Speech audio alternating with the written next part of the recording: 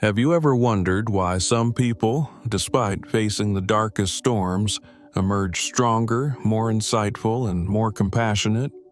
What is it about human suffering that not only scars, but also shapes us into beings of profound depth?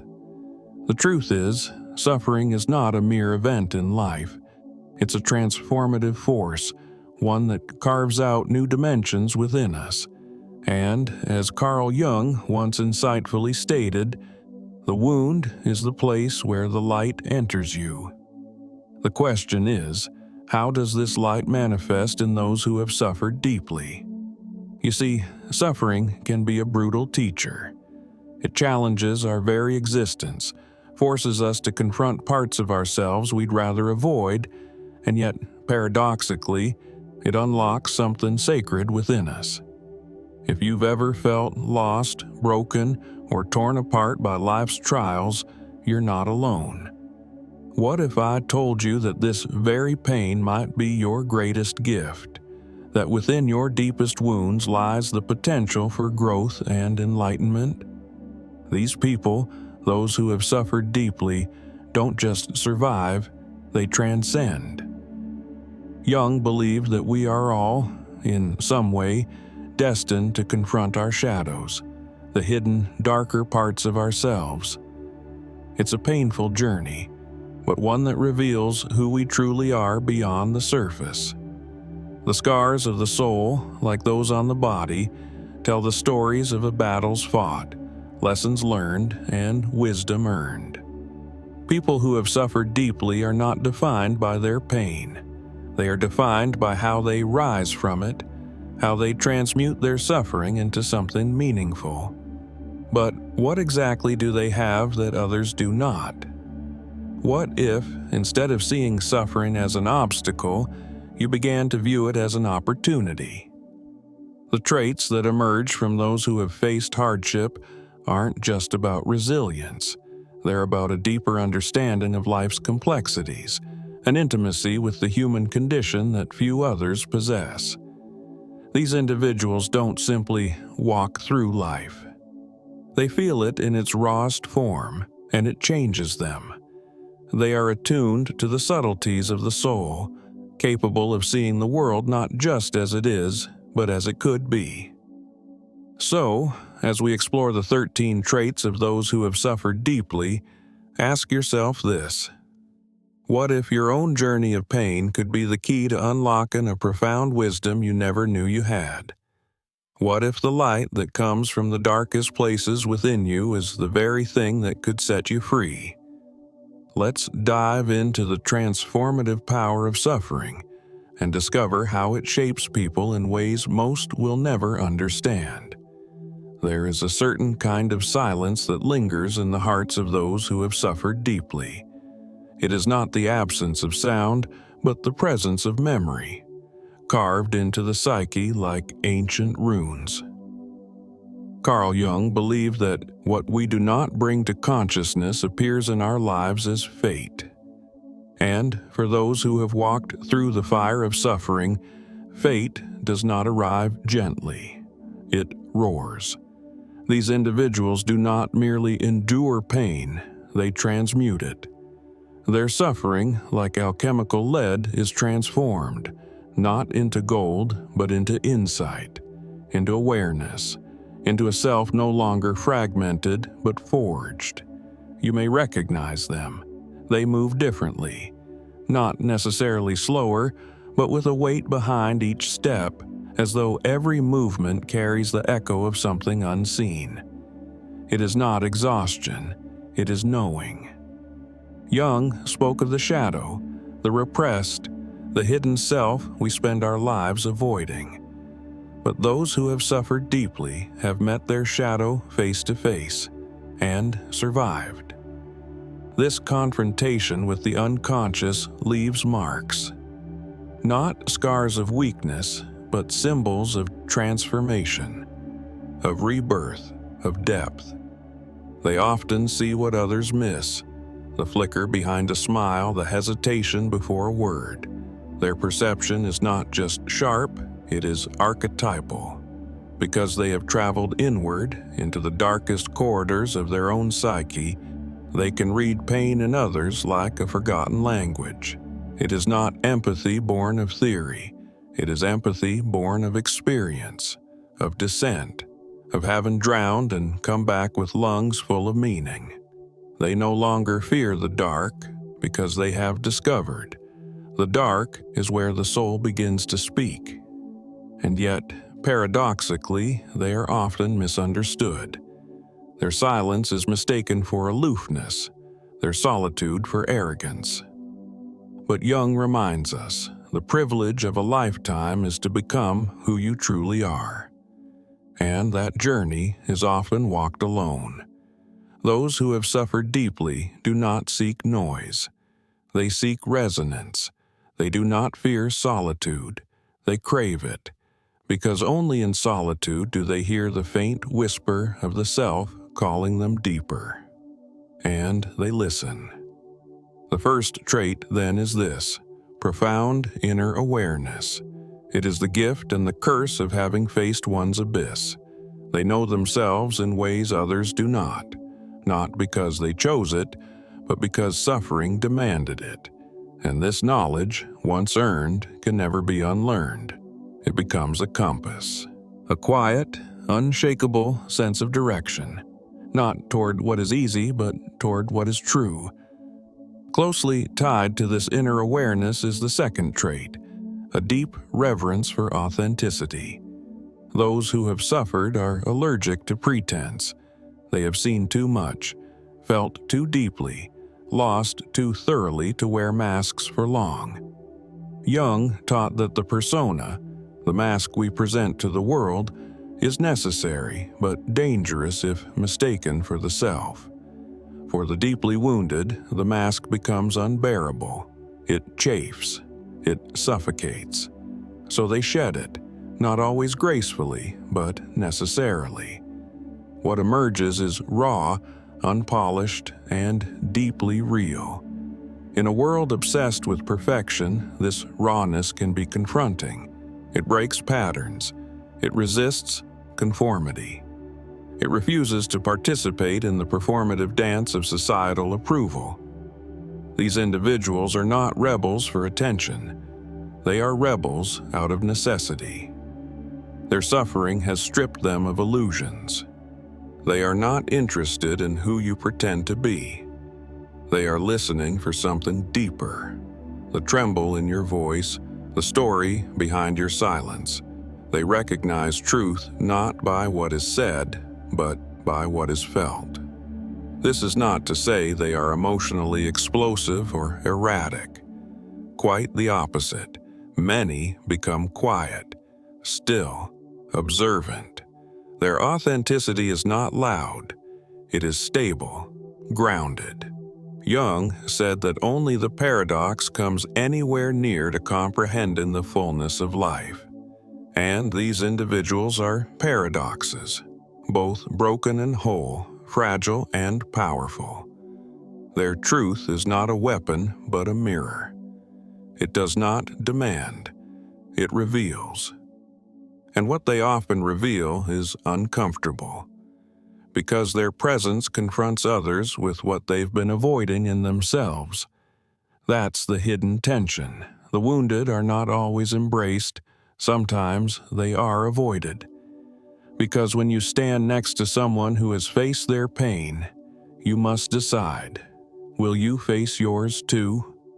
Their authenticity disrupts the room, not by intention, by existence. They are reminders that healing is possible, but never painless. This second trait, then, is uncompromising authenticity, not as a performance, but as a necessity. Their suffering has burned away what was false, and what remains is a soul unwilling to betray itself again. They do not need to prove who they are. They already know. And in their knowing, they invite us, silently, powerfully, to meet ourselves. The third trait is their relationship with pain, not as an enemy, but as a teacher. Jung wrote that There is no coming to consciousness without pain. Those who have suffered deeply no longer fear discomfort in the way others do. They have learned that the soul, like the body, must sometimes fracture to heal. Pain, for them, is not a signal to flee. It is a signal to listen, to go inward, to trace the wound to its root. They have cried not just tears, but truths. They have learned to stay when it hurts, and in that staying, they've found power. But here is the paradox: because they have made peace with pain, they often become sources of peace. They carry a quietude that does not deny suffering, but embraces it. In Jungian terms, they have integrated a portion of the shadow into consciousness, and in doing so, they radiate wholeness, not perfection, but integration. Their calm presence is not naivety, it is battle-tested. They have walked through fire, and now they carry its warmth, not its flames. This gives them a remarkable capacity to hold space for others. They do not rush to fix or rescue.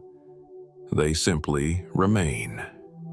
And in a world obsessed with speed, with distractions, with medicating away discomfort, their ability to be still in the presence of pain is radical. They do not fear your tears. They have cried them.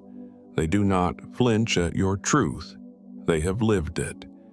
This depth of presence is magnetic because it is so rare. They do not speak from textbooks.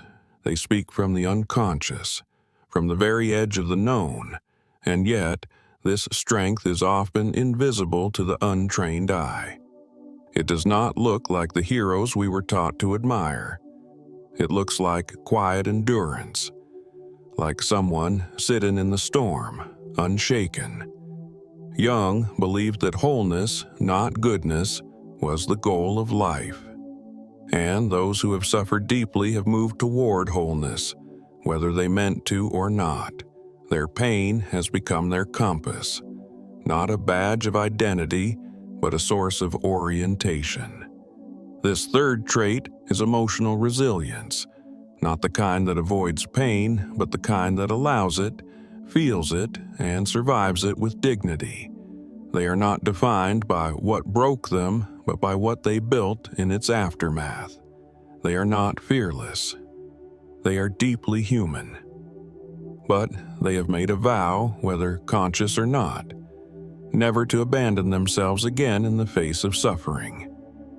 From this resilience grows the fourth trait: profound intuition.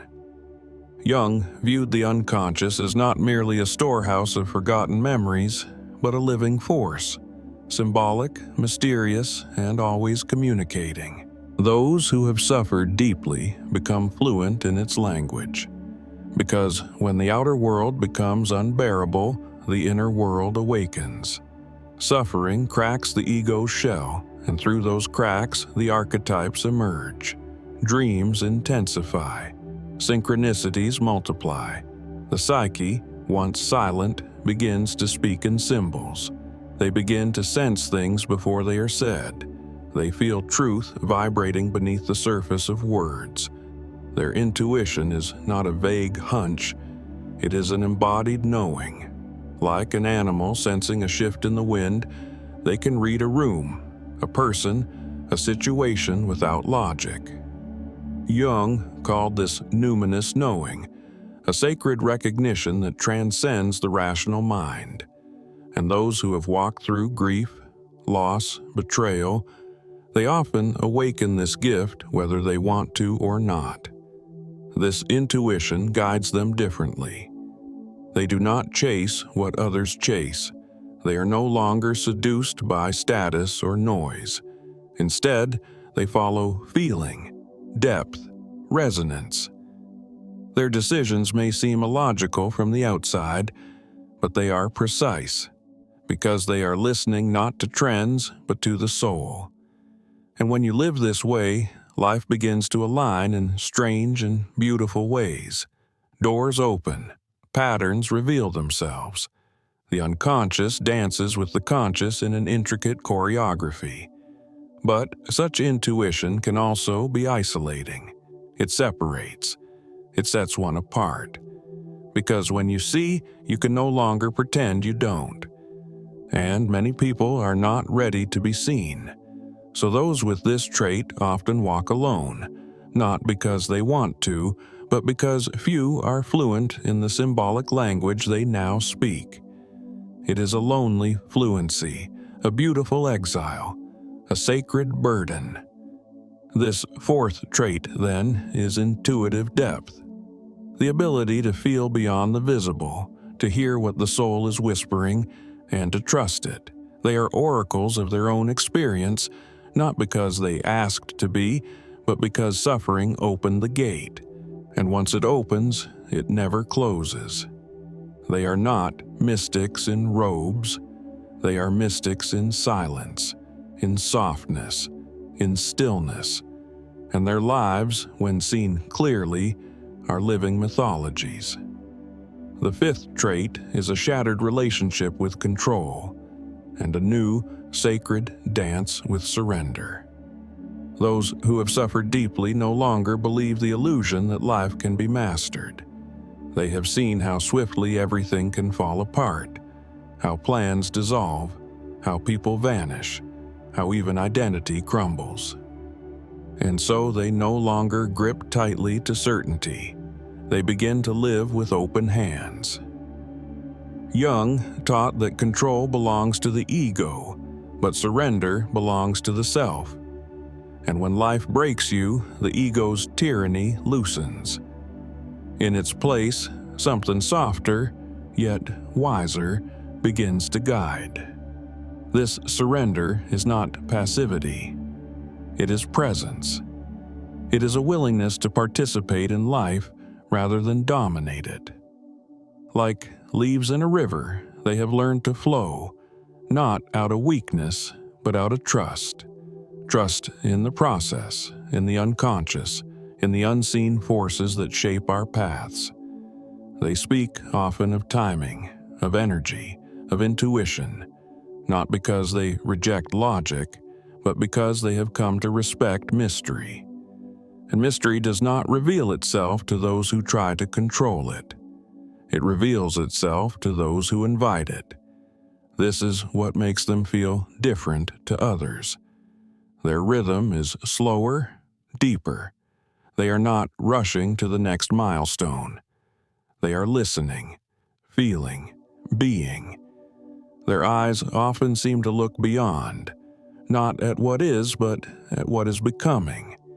They know that forcing things brings distortion, that forcing people creates resistance, that true power lies in alignment, not aggression. And so they begin to move in tune with the inner seasons of the psyche, just as Jung described, individuation as an organic unfolding, not a checklist to complete. But this trait is often misunderstood. People call them dreamers, avoidance, too soft, too passive. What they don't see is the power it takes to release control in a world that worships it. To live in harmony with the unknown is not easy. It takes courage to surrender to what cannot be explained. And those who have suffered know this deeply, because they've seen what happens when control fails. And they've chosen not to return to that illusion. This fifth trait is sacred surrender, a way of living that trusts the psyche more than the plan. They live not by maps, but by inner compasses, not by deadlines, but by alignments.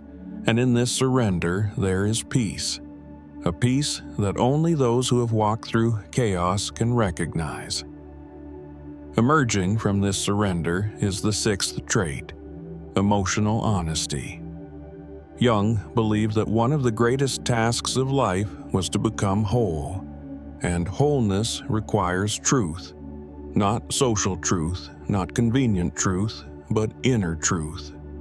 Those who have suffered deeply no longer tolerate emotional lies, especially their own. They can no longer pretend to be okay when they are not. Their grief stripped them of performance. Their trauma burned through the mask. And what remains is something raw, something real, something human. They speak differently now. There is less pretense, more presence, less politeness, more authenticity. They can sit across from someone and name what others are afraid to name, because they have lost things that were precious. And when you lose something precious, you also lose the appetite for shallow things. Small talk becomes exhausting. Surface conversations feel unbearable. They seek what is real, what is felt, what is true, even when it hurts, especially when it hurts. This emotional honesty is a gift, but it is also a challenge, because the world is often not ready for it. People flinch at their transparency. They don't know how to hold it.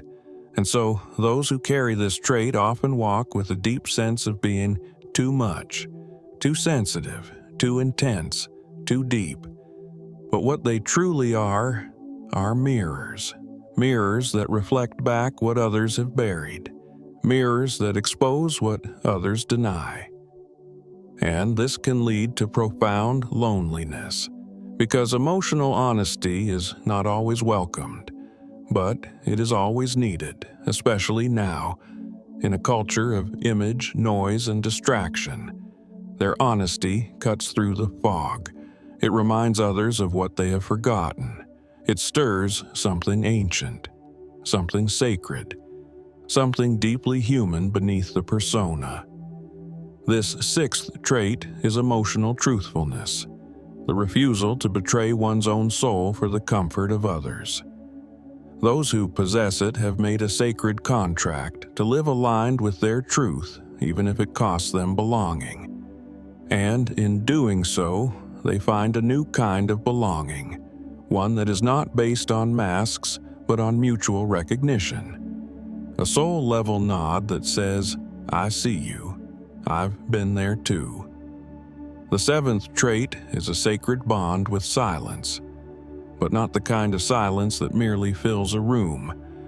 This is the silence that follows collapse, the silence that remains when the world stops making sense.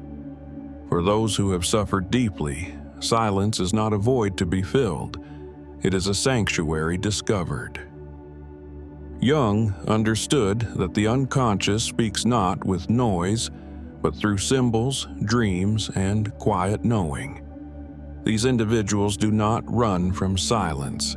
They walk toward it like one would approach a sacred temple, aware that something eternal waits beyond the noise. In this silence, they have come face to face with the self, the totality of who they are, light and shadow intertwined. The nights they could not sleep, the mornings they could not rise became their initiation. There, they met aspects of their being that modern life tries to erase. Sorrow without distraction, grief without comfort, longing without solution. And in that vulnerability, a metamorphosis occurred. They did not drown. They listened. And what they heard in the depths of their pain was not madness, but meaning. Their tolerance for small talk, superficiality, and overstimulation has nearly vanished.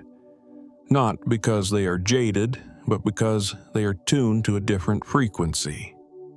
The frequency of the soul. What once seemed boring, silence, nature, a moment of breath, has become sacred.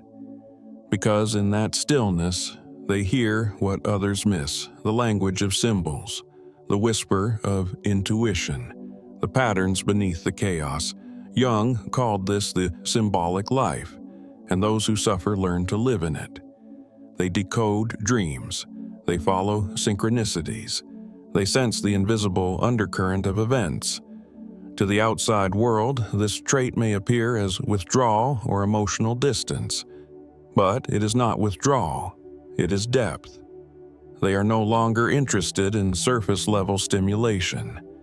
They are inside the moment, inside the emotion, inside the other. They watch carefully. They feel deeply. They speak less, but say more. In a society addicted to volume, their silence becomes provocative. It unsettles. It invites. It awakens.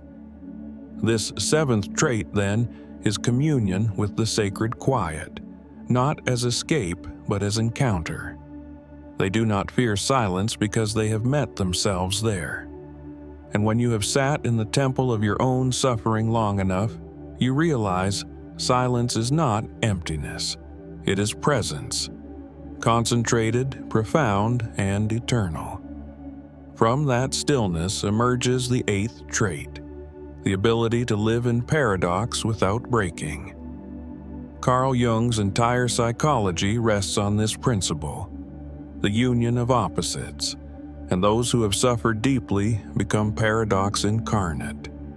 They carry joy and sorrow in the same breath. They laugh during mourning. They find beauty in despair. Not because they are confused, but because they have lived in places where clarity dies and something richer is born, something that only paradox can hold. This is not a comfortable existence. The ego wants control. It wants one answer, one truth, one certainty. But suffering shatters that illusion. It reveals that life is not a problem to solve, but a mystery to live. These individuals stop asking whether they are strong or weak, good or bad, lost or found. They begin to see they are all of it, all at once.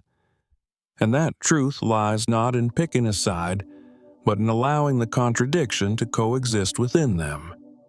This is the alchemy of Jung's transcendent function, the force that arises when opposites are held together long enough for a new form of being to emerge. And through this lived paradox, they become interpreters of nuance in a world obsessed with extremes. They understand that healing does not mean the absence of pain. It means learning to dance with it. They know that wisdom does not silence grief. It teaches us how to honor it. They accept that love is never without loss, and that courage often wears the mask of fear. And in doing so, they become strangely free, not from life, but within it, unshaken by the false stability others cling to. Their presence becomes disruptive in the best sense, because they do not speak in certainties. They offer mirrors, not answers, questions, not prescriptions, depth, not performance. And for those ready to awaken, this is a gift beyond measure. Jung believed the soul grows through suffering, not by escaping contradiction, but by embracing it. These individuals do just that. They are the embodiment of the coincidentia oppositorum, the mystical union of what the world insists must remain separate. This eighth trait is rare, powerful, and quietly transformative. It is the mark of someone who no longer fears contradiction, because they have become the paradox, and in doing so, they offer the rest of us permission to stop pretending, to stop simplifying, to stop choosing one half of ourselves over the other. They remind us that true wholeness begins not where the shadow ends, but where we dare to hold both the light and the dark in the same sacred hand. The ninth trait is an almost mythic capacity for empathy, not the kind born from theory, but from agony. These are not people who understand your pain. They have walked through it. Jung once wrote, "The most terrifying thing is to accept oneself completely." And those who have suffered deeply have done exactly that, not through will, but through necessity. In their darkest hours, when no one understood them, when even they abandoned themselves, they were forced to look inward and embrace the unbearable. And now, when others suffer, they don't flinch. They don't run, they remember. There's a quiet strength in how they sit beside someone breaking. They do not rush to fix or advise. They hold space, sacred, unhurried space, because they know what it means to be shattered by premature solutions. Their empathy is not a performance. It's an instinct, a resonance. Their nervous system has mapped the terrain of loss, fear, and hopelessness, and now serves as a compass for those just entering it. When they say, "I see you," it lands like truth. When they listen, you feel safe enough to fall apart. Yet, this trait is not passive. It's revolutionary. In a culture that pathologizes emotion and glorifies avoidance, their ability to feel is defiant. Their empathy destabilizes those who live behind masks because it reflects a mirror they are not ready to face. These individuals do not fear your chaos. They have befriended their own. And because of that, they can love without agenda, support without superiority, offer presence instead of pressure. That, in itself, is a form of healing that psychology can't quantify. But empathy, for them, is not limitless. It is sacred, and thus it must be protected. They have learned, often painfully, that some do not seek healing, only hosts. That empathy can be drained, distorted, even weaponized. So they have become guardians of their gift, discerning in their presence, selective in their vulnerability, not out of bitterness, but out of wisdom. For empathy without boundaries is self-betrayal, and they've already lived through that. Once was enough. This ninth trait, then, is soul-level empathy, forged in fire, refined by sorrow, offered with fierce love and holy discernment. It is the mark of someone who has turned their deepest pain into the most sacred form of human connection. Not with everyone, but with those ready to meet them in the truth. The truth that says, "I've been to the underworld too, and I will not rescue you, but I will walk with you all the way through." The 10th and final trait is the most paradoxical of all, a radiant hope rooted in darkness. It is not optimism, not naive positivity. It is a hope that has looked death in the eyes and kept breathing. Jung said that only paradox comes anywhere near to comprehending the fullness of life. And these people embody this final paradox, that the ones who have seen the worst of life often carry the most potent light. Because their hope is not theory, it's resurrection. They no longer believe in guarantees. They've buried dreams, relationships, even parts of themselves. But what emerged from those funerals was not nihilism. It was a deeper reverence for life, a recognition that the very fragility of existence makes it sacred. They love harder, not because they've never been hurt, but because they have. And they know that love is a risk, the most worthwhile one of all. Their hope isn't loud. It doesn't need to be. It's woven into their being, like gold stitched into scar tissue. This hope manifests as presence, as noticing beauty in mundane things, as joy that rises without reason, as creativity that spills from the unconscious like a dream insisting to be born. They don't need the world to be perfect to feel grateful. They've known what it is to lose everything and still wake up. That is the miracle. That is the message. You can suffer deeply and still create, still love, still live, still rise. These individuals become beacons, often without knowing it. Their story, even when unspoken, resonates. People sense something in them, an unshakable depth, an invisible light, and that's the true essence of individuation. Not perfection, not becoming someone else, but becoming whole. They are whole not in spite of their suffering, but because of it. And through that wholeness, they reflect a path that others didn't know was possible. So this 10th trait is sacred hope, not blind, but illuminated by shadow. It is a hope that sings even from the ruins, a hope that trusts the self will guide even through madness, a hope that knows the wound is where the light enters, and that those who have walked through hell barefoot and awake do not emerge broken. They emerge initiated. The path of those who have suffered deeply is not one of weakness, but of silent power. They are not defined by their wounds, but by what they chose to build from them out. In each trait we explored, you didn't just see characteristics, you glimpsed the architecture of transformation. From profound empathy to sacred boundaries, from inner solitude to resurrected hope, these are not mere qualities. They are the fingerprints of the soul, marked by fire, carved by darkness, and ultimately illuminated from within.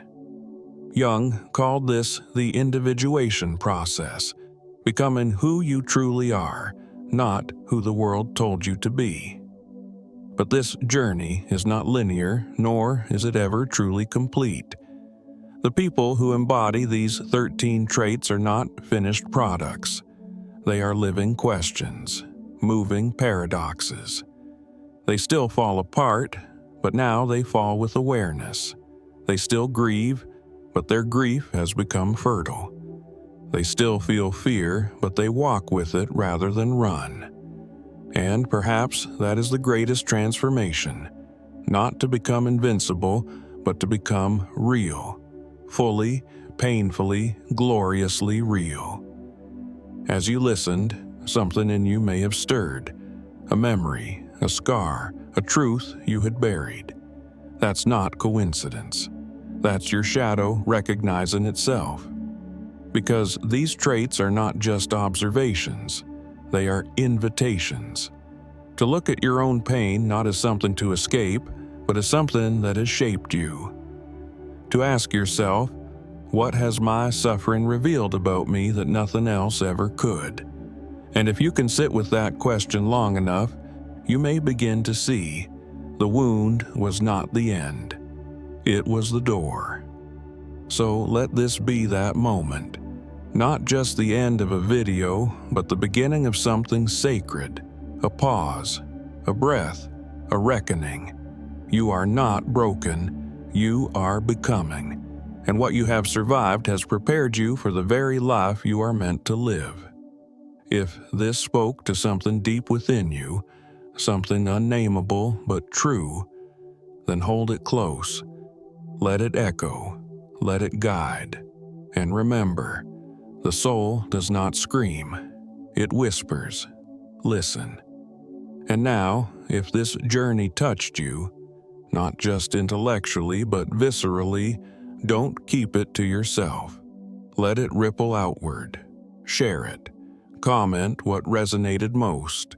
Subscribe not to a channel, but to a path, one of depth, honesty, and transformation. Because in a world that avoids suffering, we need more voices that speak from it. And perhaps, by doing so, we can remind others, you're not alone in the dark, you're being initiated.